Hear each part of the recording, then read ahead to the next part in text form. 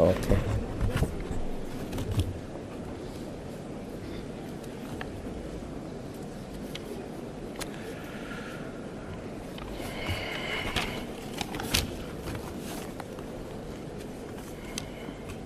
Your Excellencies, heads of state and government, Your Excellency, Mr. Ban Ki-moon, Secretary General of the United Nations, Your Excellency, Dr. Nkosazana Dlamini-Zuma, Chairperson of the African Union Commission, Honorable Ministers, representatives of regional and international organizations, representatives of private sector institutions, distinguished delegates, and invited guests, ladies and gentlemen, comrades and friends. I take the floor after the representative of Palestine has made a speech, wailing speech, crying speech.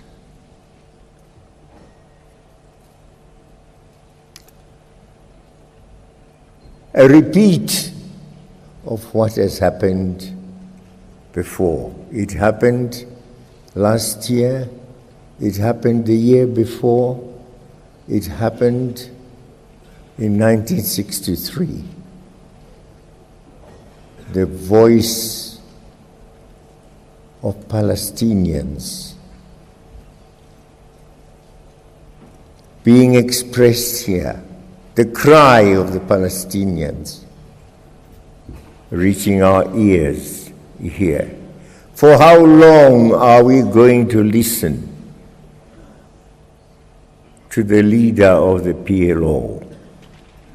When shall we ever listen to the president of the state of Palestine? When shall that ever come, Mr. Ban Ki-moon? You are leaving us before the settlement of the people of Palestine. They are not settled yet. They are in a state which belongs, I don't know to whom, not free. Some other people building homes in what is supposed to be their state. Almost every day, someone is killed or disturbed or arrested. When shall this ever cease? All of us here are born out of the struggle for our elders. We were all, once upon a time, in colonies. All of us. I was just trying to turn over in my mind who of you, of us, came straight from an independent state to Addis Ababa. None. We were once, if not slaves, but servants of colonialists, servants of imperialists, colonized people, disadvantaged people. Today, yes, we may say, we are free, but our ancestors were not free.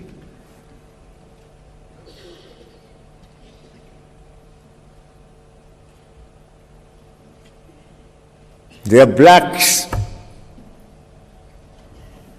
across the Atlantic. There are others who lie deep down the sea.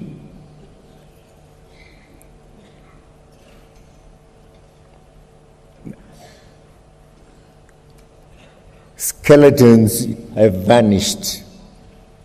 The oceans have worked on their skeletons.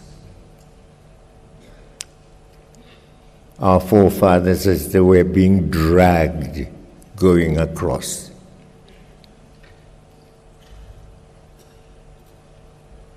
And across to a country where they labored, toiled, and died for. They are no better. There is Obama today, yes. What is he? What is he? A voice is made to speak their language, to act their act. And not our act, but their act. They are still superiors. The blacks go to Harlem. When you're in New York, you'll shed tears. Today, there is no education for all. No health for all. Blacks in the streets.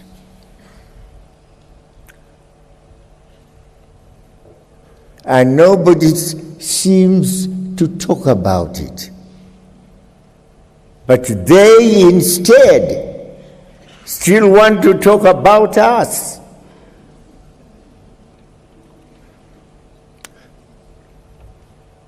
They are everywhere in Africa, if not physically, but through NGOs, through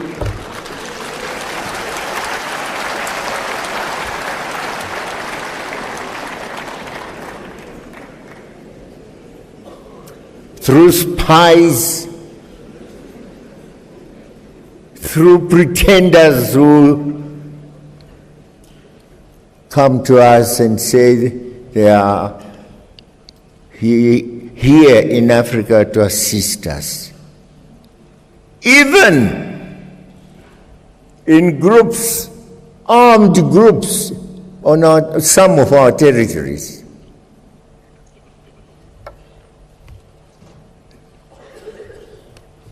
What help is coming from them? Regime change. We are supposed to be free and independent, Mr. Ban Ki-moon.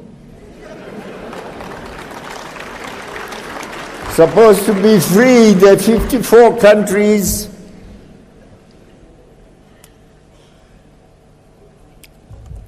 We come to the United Nations, it's ceremonial. Every year, September, we are there. We pay lots of money to go there.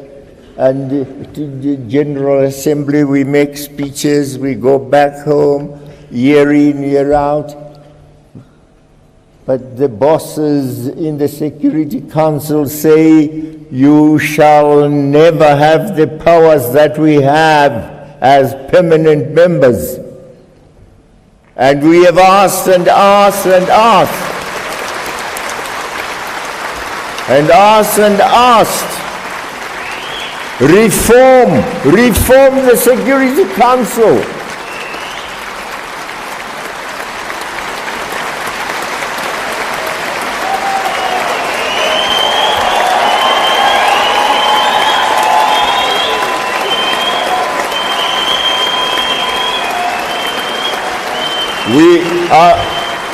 I want to tell you, Mr. Ban Ki-moon, you are a good man. You are a good man. But of course, we can't make you a fighter. That's not what your mission was. We will fight a fight for our own identity, for our own integrity and personality as Africans. We are Africans.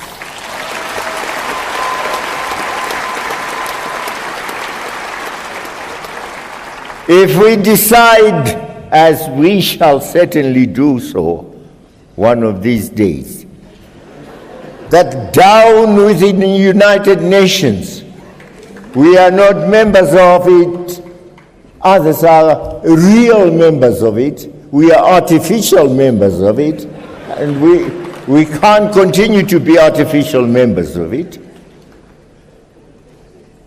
How can only a handful of people, in fact it's only America and the Europeans, those who say they are white-skinned, because they are white-skinned, anybody else who is not like us shall not have the power and strength, integrity that we have.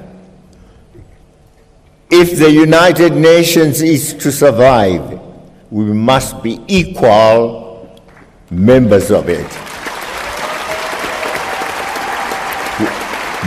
Equal members who can say, when we go to the body, that we are now speaking truly as members with a voice that's understood, respected, and honored. But no, that's not it. We met in Swaziland some years back to discuss the reform of the United Nations, especially the Security Council. And we came up with KwaZulu consensus. We have said we want 2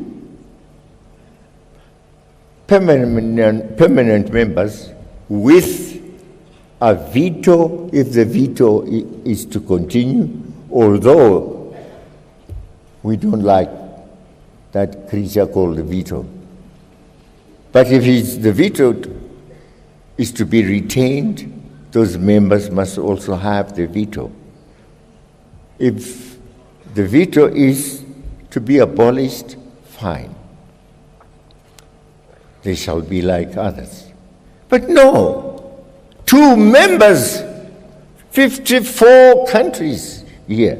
This is the body of respected people, the body of Africa.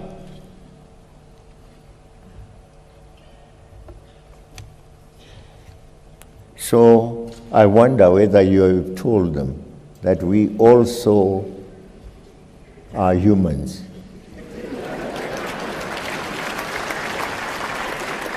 Tell them that we are not ghosts, that we also belong to the world, and the world part of the world called Africa.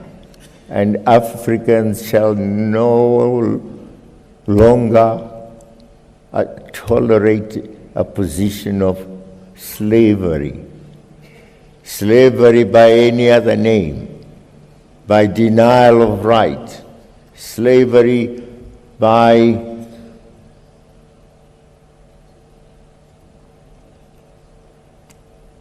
being treated in a manner we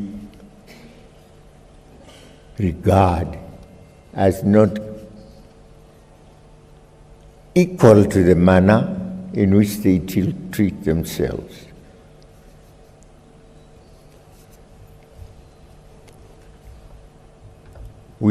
I hope you will hear from us on this issue of the reform of the United Nations. But you have done a good job for us. You have visited our countries, you have wept with us where disease has visited us, whether it was Ebola or some other, where calamities have occurred, where fights have taken place, where terrorism also has affected us. We thank you for that concern as a human being. And so, that distinguishes you from others. Of course, you don't come from those countries. We know where you come from. Your Excellencies, it is my honor and privilege to express profound gratitude to the government and people of Ethiopia for the traditional warm reception extended to us since our arrival in Addis Ababa. We are very grateful for the excellent facilities placed at our disposal, which should no doubt inspire us to a successful 26th ordinary session of the Assembly of the African Union. Your Excellencies, in line with our aspiration to silence the guns by 2020, matters of peace and security were high on our agenda in 2015. Despite new and recurring challenges, our continent witnessed some notable successes, and overall there was political stability. Notwithstanding the spirited attempts to derail transitional processes by negative elements in Burkina Faso and the Central African Republic, the people of these two brotherly countries remained resolute and committed to constitutionalism. To them we say congratulations and well done. May I also congratulate several AU member states which in 2015 successfully held parliamentary and presidential elections. Once again, we have amply demonstrated that Africa has come of age and that democracy is alive on our continent. The ongoing conflicts in South Sudan, Libya, Burundi, Democratic Republic of the Congo, Somalia, and others remain a source of concern for our organization. Even there, we have of late witnessed some glimpses of hope for peace which deserve our support. While we need to redouble our efforts in search of peace, peaceful solutions to these conflict situations, we at the same time urge our brothers and sisters in the affected member states to put the interests of their countries above all other considerations and give peace a chance. Terrorism has become a major scourge and challenge in many parts of Africa, thus negatively affecting the peace and safety of our people. This evil phenomenon threatens to reverse the gains made in the integration and development of our continent. The challenge for us all is to combine our efforts to fight and defeat terrorism in all its manifestations. Your Excellencies, the creation of the African Peace and Security Architecture amply demonstrated Africa's determination and commitment to ridding the continent of conflict and instability. Central to the AU security architecture is the African Standby Force and its rapid deployment capability. The success of Amani Africa 2 field exercises, which were held in South Africa in October-November 2015, means that we now can deploy the Africa Standby Force as a tool for conflict prevention. This should be no doubt a big step towards the goal of silencing the guns by 2020. Your Excellencies, the Agenda 2063 and the first 10-year plan marked this giant step towards the Africa we want. But the Agenda 2063 is only a first step. Much more remains to be done for our vision to become a reality. We therefore need to collectively work with a sense of urgency to finalize the funding, follow-up, and monitoring mechanisms so as to enhance the successful implementation of our plan. In this regard, we look forward to the consideration by this Assembly of the progress report on the implementation of Agenda 2063 and, in particular, the Africa Resource Mobilization Strategy, which has been developed by the Commission. Your Excellencies, in all our endeavors to implement this important roadmap, we should never lose sight of the fact that the Agenda 2063 is a people's agenda.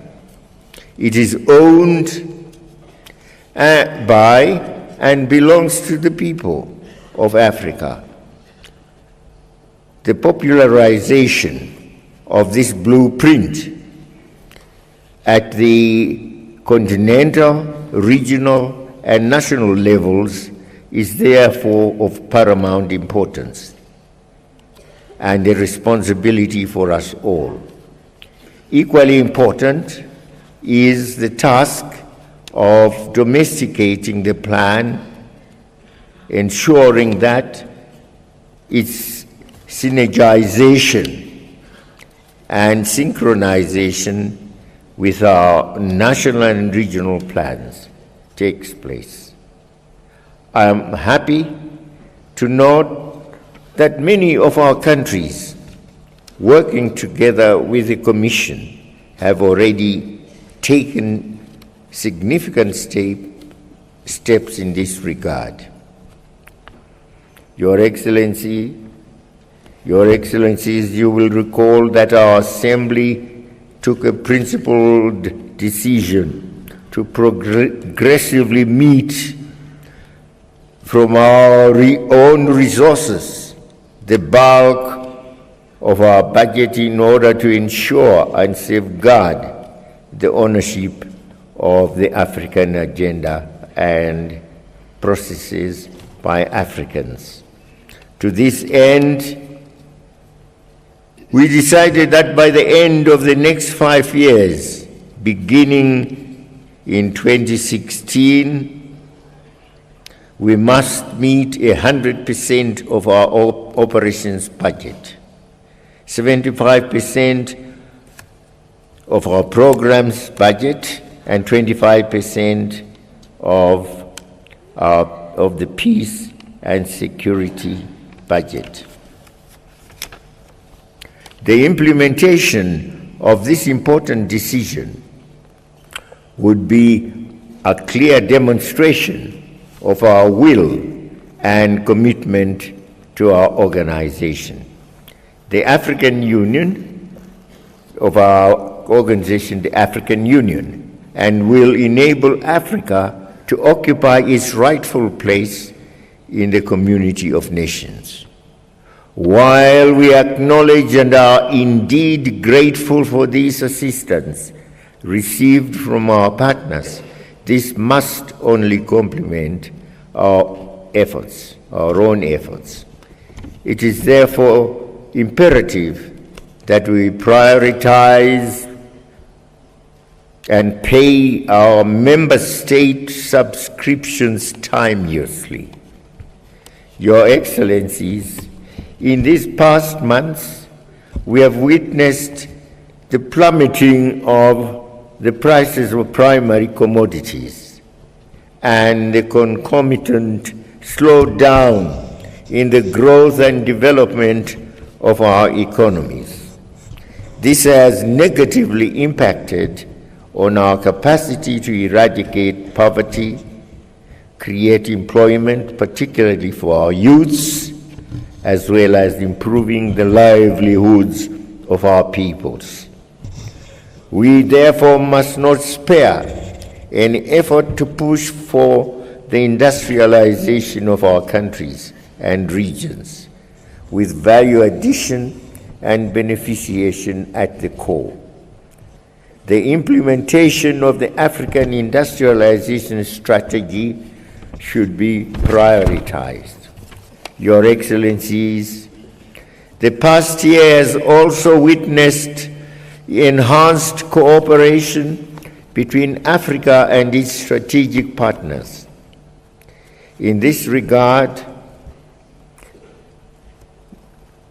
the third Africa-India Summit and the Forum on China-Africa Cooperation, FOCAC, were successfully convened in India and South Africa, respectively.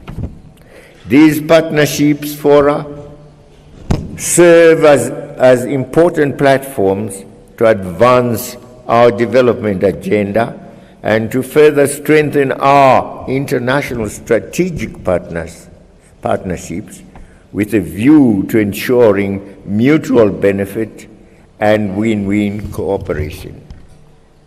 Your Excellencies, climate change has become a real threat to our very existence. There are justified worries over the humanitarian impacts of the strongest El Nino on record, which is increasing the threat of hunger and disease in several parts of our continent. Drought and flood conditions threaten the livelihoods of around 30 million people. It is in this context that we welcome the comprehensive climate agreement that was reached in Paris, France. Although Africa did not get everything it wanted, we need to commend the Africa Group and the G20, the G77 and China for very ably representing us throughout the conference under very difficult circumstances. The inclusion in the agreement of the principle of common but differentiated responsibilities and respective capabilities is a positive outcome. Your Excellencies, to improve the way we conduct our business in the African Union, beginning last June, we resolved to begin our summits, as we have done today, in closed session, with an agenda limited to strategic issues of integration, peace and security, governance, and the financing of our union.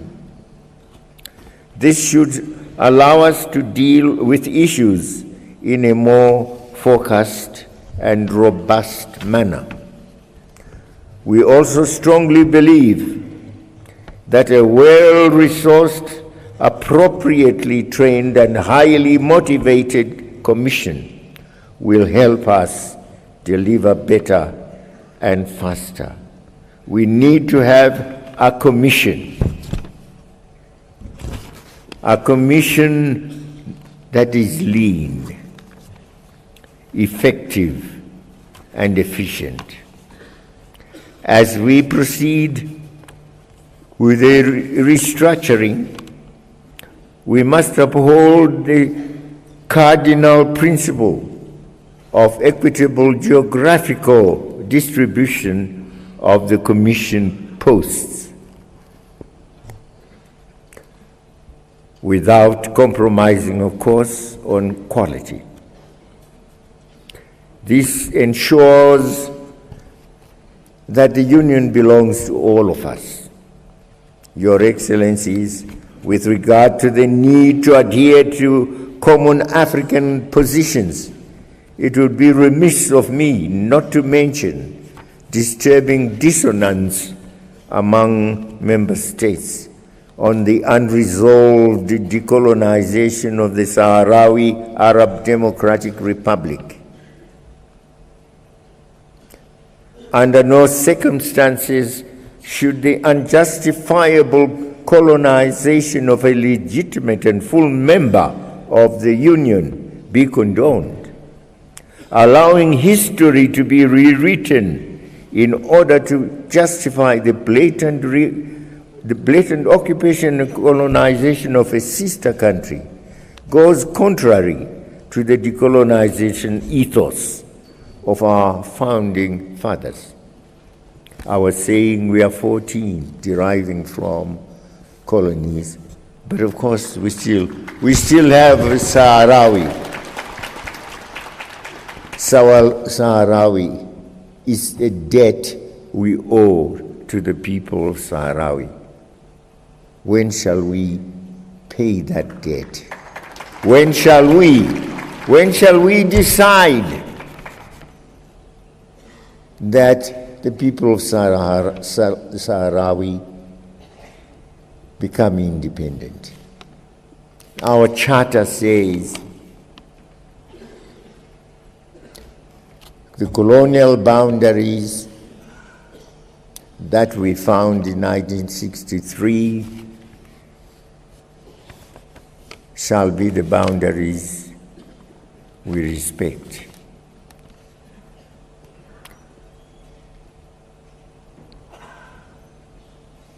We are all free. Let the people of Sahrawi also be free. With regard to the need to adhere, allowing history to be rewritten in order to justify the blatant occupation and colonization of a sister country, as I said, is what is happening in regard to the Palestinians.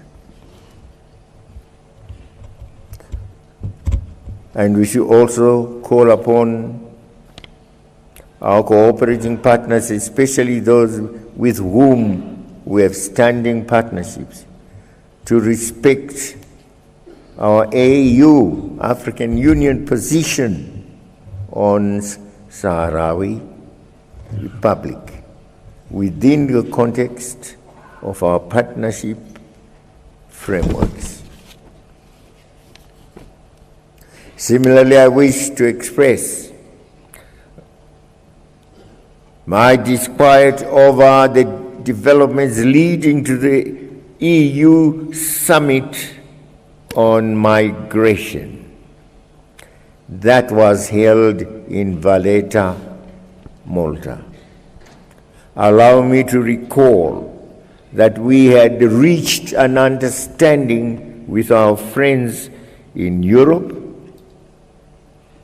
I stammer to say friends, but nevertheless I managed to pronounce the words. Friends in Europe, that we would have a summit to address the issue of migration, which is of common concern to all of us. Alas, at the last minute, we had only a few of us from Africa would be invited. While I fully appreciate that we are affected differently by migration, there is need for a collective approach for the common good of all of us. Let the common interests of Africa unite us, please. Unite us on this and other global issues as well. For, as that song by that group of singers rang, united we stand, divided we fall. So on this one we were divided. Let's not be divided.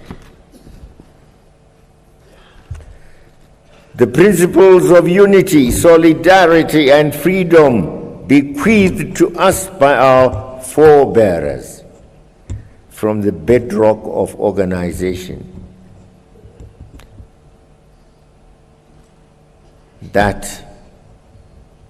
those principles must continue to be our principles. We wouldn't be here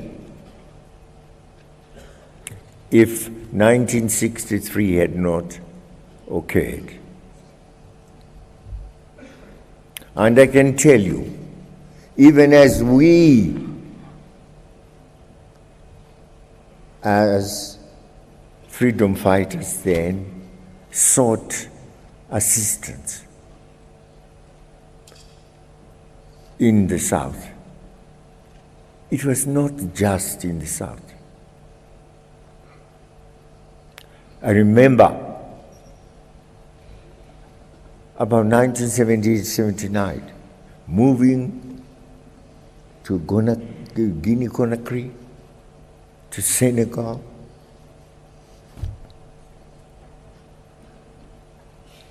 before getting to the OAU, just pleading for assistance humanitarian, if it could be given us, assistance military, of a military nature, if we could get it. And we were getting it here and there, those who could give. Algeria, training. Egypt of NASA, lots of training.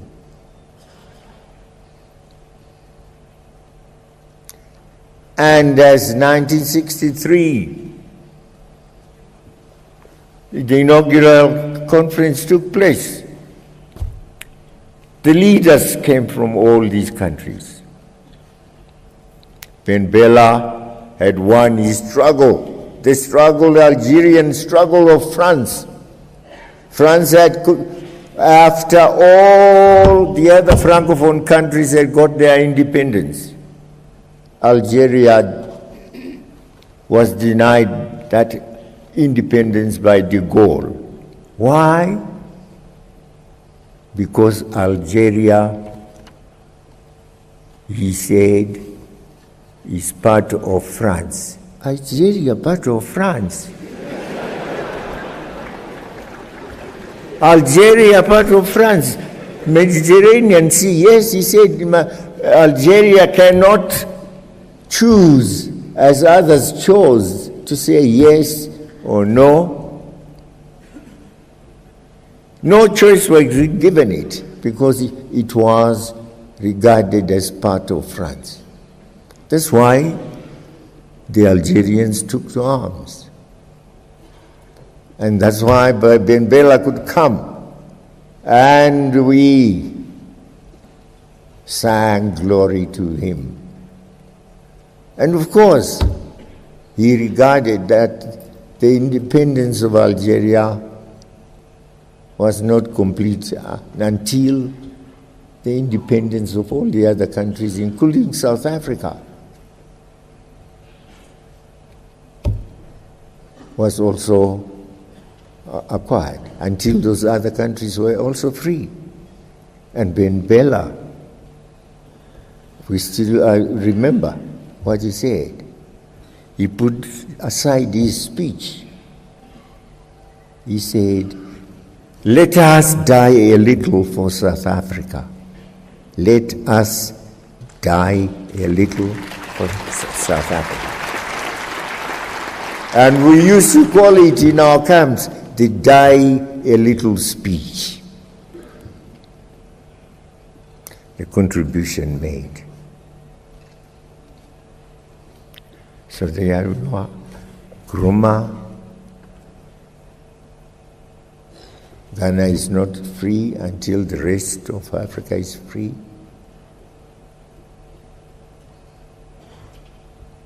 That spirit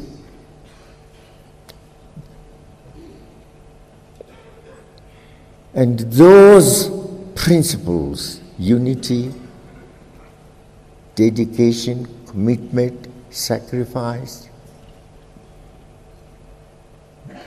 the givenness that struggle is our struggle, should remain with us. That suffering of people in Liberia is our suffering. We should have said that.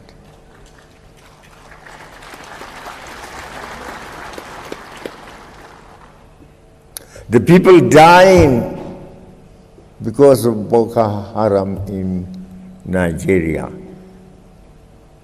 are our people as well. And I tell you, we knew Nigeria as we knew our palms, because we used to go there. We used to have lots of cadres trained there in Kano. We used to go to Kaduna, lots of other places. And Nigeria gave, in 1978, I think, 78, yes, when they had not been paying their subscriptions because there was a difference in the OAU on the issue of Biafra, so they had decided not to pay subscriptions to the OAU. But then, when they decided to pay the subscription was now £7 million or dollars.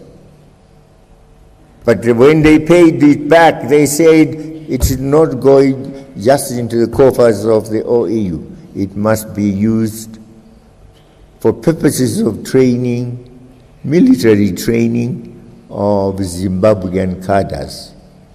So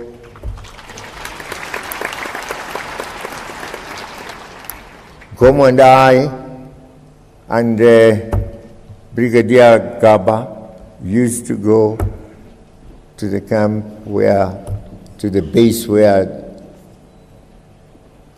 this group of our cadres was being trained.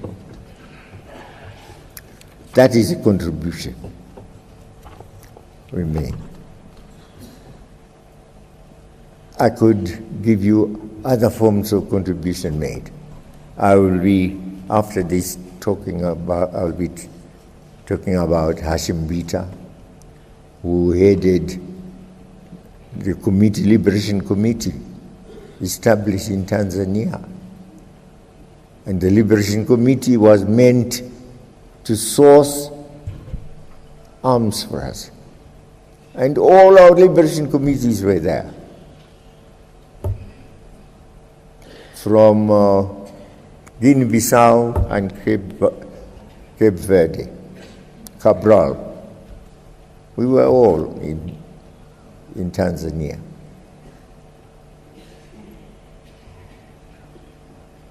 So there it is. Africa wanting the Africans who were still under the burden of colonialism to be free. And that is why I have great respect for all of us. To me, you come to my country, it's your country. I go to your country, it's also my country. You can't chase me.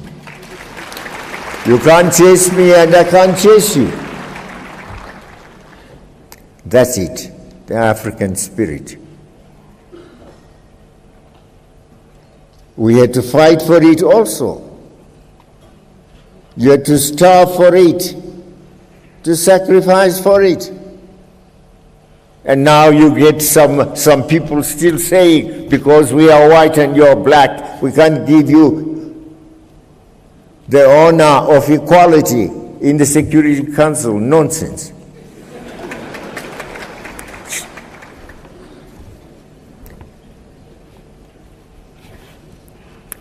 That should stop. Mr. Bakimun, just tell them for the last time, just as a message that you have heard for the last time from here, that there should be real equality in the Security Council. We can't just be coming to the General Assembly to make empty, hollow speeches and go back home. Nobody takes care of all the concerns we express. No. And anyway,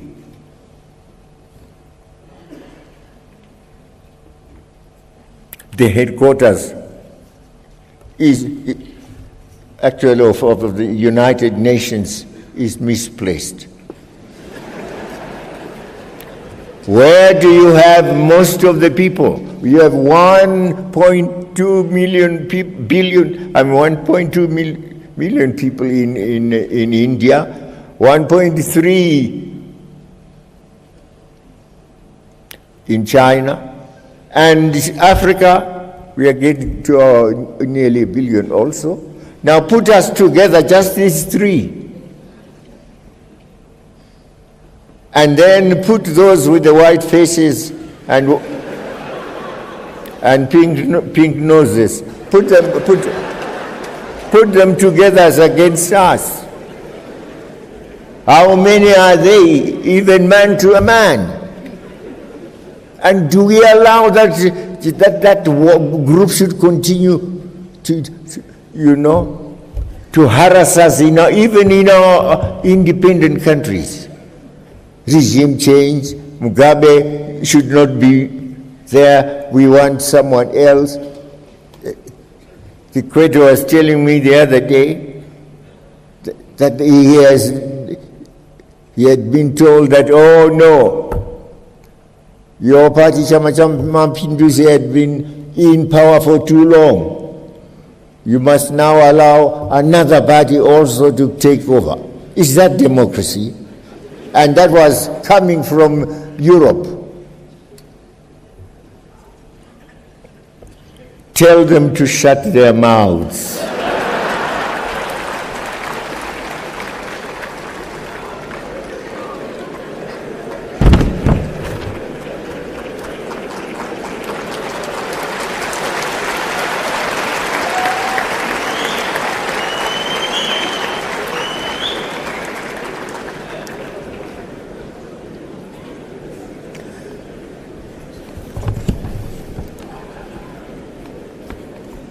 Ladies and gentlemen, comrades and friends, I am about to hand over the collective stewardship of this august body. I would like to take this opportunity to express my sincere gratitude to you, my colleagues, for the support you so generously rendered me and my country during our chairmanship of this continental body. I thank you immensely. I was very happy. I visited a number of countries, sometimes just to attend inauguration ceremonies, sometimes also to be present as I was in Mali at a signing ceremony, and where I was asked to come, as in Tanzania, the youth conference there, and in several others. I did travel quite a lot, and I enjoyed it very much to be with the people and to be with the young people. And our message, of course, is always that today is our day. Tomorrow, you, the young people, is your day also. And we, the fathers of today, we, the mothers of today, we men are also with you women. Together we must work for our children and groom them up. See they are healthy, see they are educated, see they have skills, and see they are ideologized. They know the history of their country. They are proud to be Africans.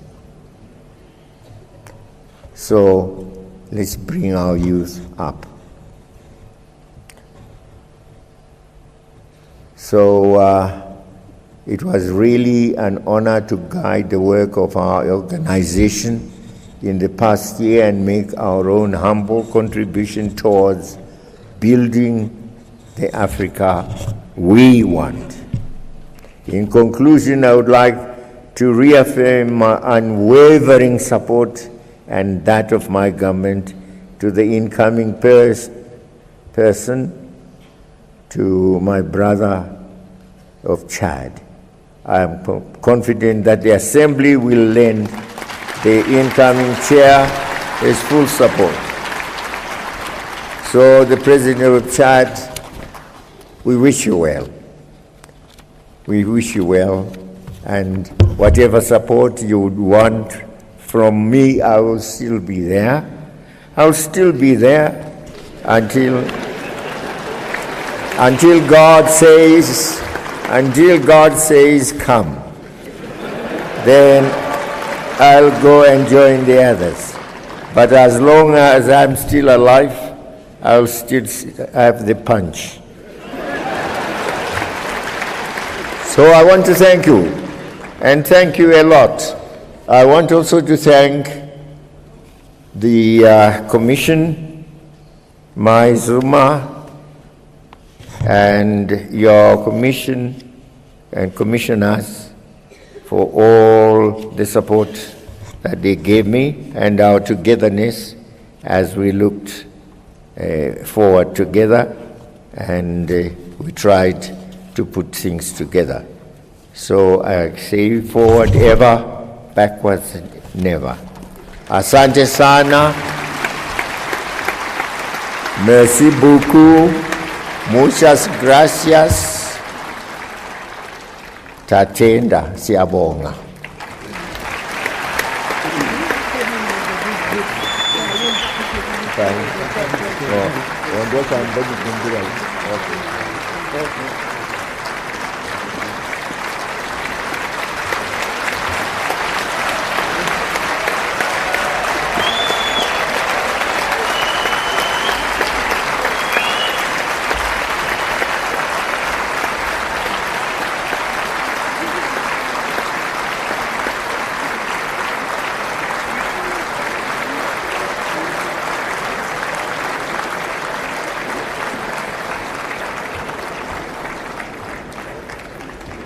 Merci, Excellence, Monsieur le Président.